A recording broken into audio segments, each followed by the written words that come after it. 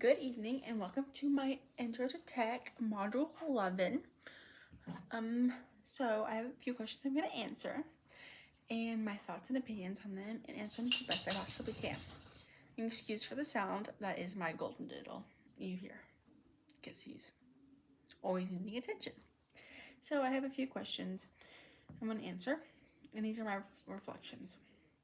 Question number 1 says using information from the provider resources. Why is internet safety so important? And what is your role as an educator in teaching internet safety to your students? And special describe how you can teach internet safety in your future classroom. Okay, so as you know now, at this point, I am a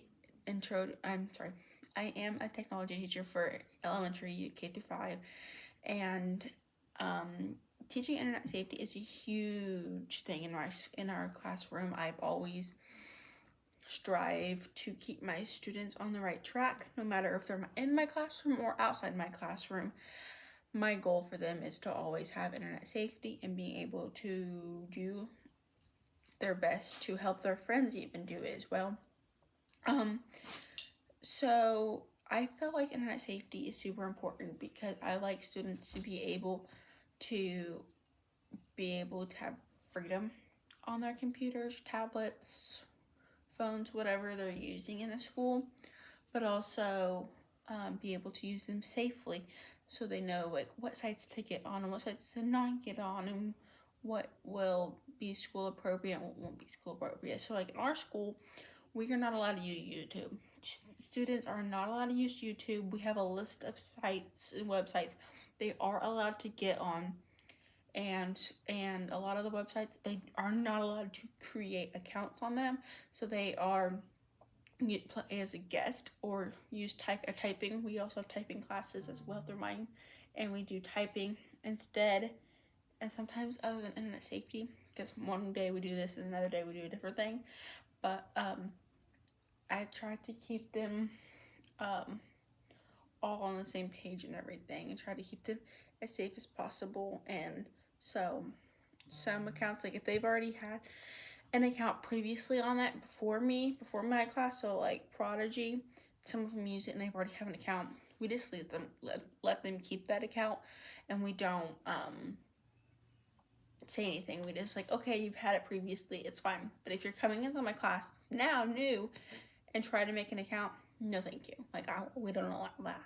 Like we just try to keep our kids as safe as possible and everything else. So and then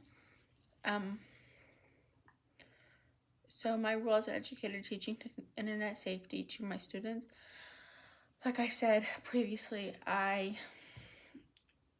do my best to teach safety to my students, to know how important it is to not get on like YouTube or certain things, because there ends up being a lot of like bad stuff on there, or even like scam like stuff that they might get part of, thinking, oh, this looks really fun, like a little ad on it, and I click it and it ends up turning into something really inappropriate and bad, and then it gets other individuals, like other teachers and staff, involved which isn't good. And so we just try to keep our students as happy and safe as possible in our classrooms when they're online of any type of sort, no matter what they're doing, testing or anything.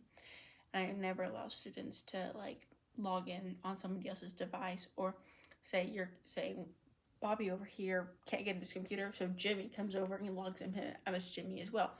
So there's 2 computers as Jimmy, but really there's only one Jimmy and one Bobby, and you don't really see what he's doing.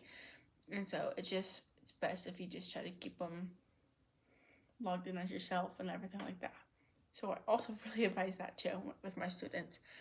And question number 2 says, what are your thoughts after exploring the NetSmart's website? What resources were most relevant for you?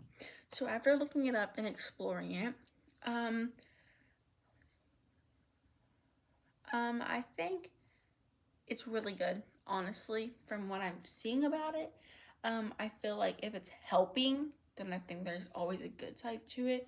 I know sometimes there's good and bads to everything usually, but from what I'm seeing, it seems like a good thing, like something that's actually going to help with missing children and missing all of that. But it is teaches student children about digital citizenship and online safety, which is really good, I think, because I teach that also. I use Common Sense Media, which is what I use in my classroom as for this first semester and for classes, and so I really do think it is a very good resource.